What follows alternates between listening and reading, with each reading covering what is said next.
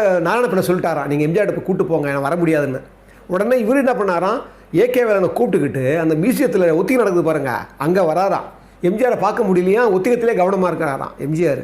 உடனே அந்த இடைவேளையில் திரு எம்ஜிஆர் கிட்ட இந்த ஏகே வேலன் அறிமுகப்படுத்துகிறாராம் ஆரியவியை, இவர் தான் அப்படின்னு சொன்ன உடனே, நீங்கள் கண்டிப்பாக எங்கள் நிர்வாகியாக வந்து நீங்கள் வேலை பார்க்கணுன்னு எம்ஜிஆர் சொல்கிறாராம்.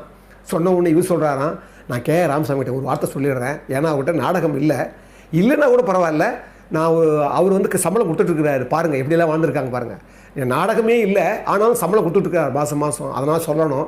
அது மட்டும் இல்லை, அண்ணா அவர்கள்கிட்ட கூட நான் வந்து பேரறிஞர் அண்ணாக்கிட்ட, அதனால் அவர் மூலமாக தான் சேர்ந்துருக்காரு கே ராமசாமி கிட்ட.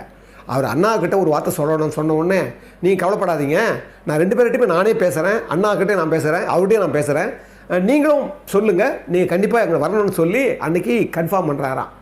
சொன்ன உடனே அதை சொல்கிறாரு. அதுக்கப்புறம் சொல்லிட்டா